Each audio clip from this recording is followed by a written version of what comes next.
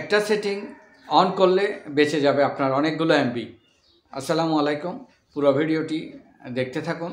যে কথা হচ্ছে, আমরা অনেক সময় আমাদের নিজেদের ভিডিওতে যারা কমেন্টস করে তাদের কমেন্টস যখন দেখতে যাই তখন দেখা যায় আমাদের নিজেদের ভিডিওটা চালু হয়ে গিয়েছে।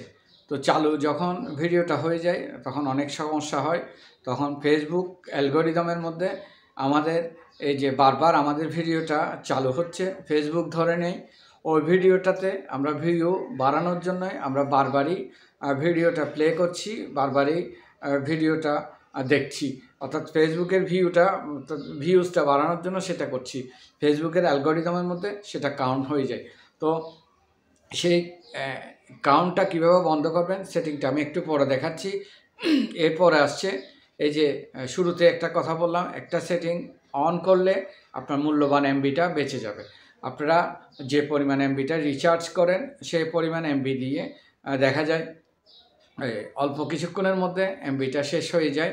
তো এমবিটা কীভাবে সাশ্রয় করবেন? এমবি সাশ্রয় করলে আপনার যে একদিন যাবে সেখানে আপনি 2 দিন বা 3 দিন মতো আপনি ব্যবহার করতে পারবেন। এমবিটা কীভাবে করবেন সেটা হচ্ছে, এই যে সেটিংটা অন করলে আপনার এমবিটাও বেঁচে যাবে এবং অন্যান্য ভিডিও যেগুলো আপনার সামনে প্রতিদিন আসে সেই ভিডিওগুলো নিজে নিজে চালু হবে না এবং আপনাকে আপনার প্রয়োজন বুঝে আপনি বেছে বেছে ওই ভিডিওগুলো দেখতে পাবেন। তাহলে এমবিটা ওই দিক দিয়েও সাশ্রয় হবে।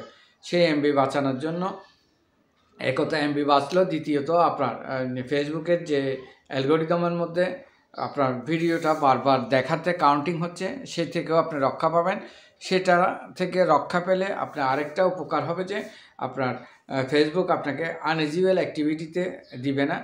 তাই পুরো ভিডিওটা যারা দেখেছেন তারা বুঝতে পেরেছেন আশা করি। সেই ভিডিওতে 3টা পয়েন্ট, অর্থাৎ প্রথমত ফেসবুকের কাছে আপনি স্বচ্ছ থাকবেন, আপনার ভিডিও আপনি দেখছেন না। আর দ্বিতীয়ত আপনার যে এমবিটা রিচার্জ করেছেন সে পরিমাণ এমবি দিয়ে দৈনিক যদি মানে 1 দিন বা 2 দিন চালাতেন, আপনি অনেকগুলো ভিডিও দেখতেন, সেই ভিডিওগুলো আরও বেশি পরিমাণ দেখতে পারবেন। আর যদি এই কৌশলটা অবলম্বন করেন তাহলে দেখা যাক, কৌশলটা আমি স্ক্রিনে দিয়ে রেখেছি, দেখেন কিভাবে কি করবেন, দেখতে থাকুন। শুরু করা যাক। প্রথমে সেটিংয়ে যাবেন, সেটিং থেকে সেটিং অ্যান্ড প্রাইভেসিতে যাবেন।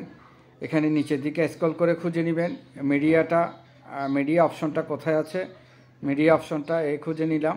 এখন নেভার অটোপ্লেটা দেখবেন এভাবে আছে, আপনারা টিকমার্ক করে দেবেন। টিকমার্ক করে দেওয়ার পর এভাবে হয়ে যাবে।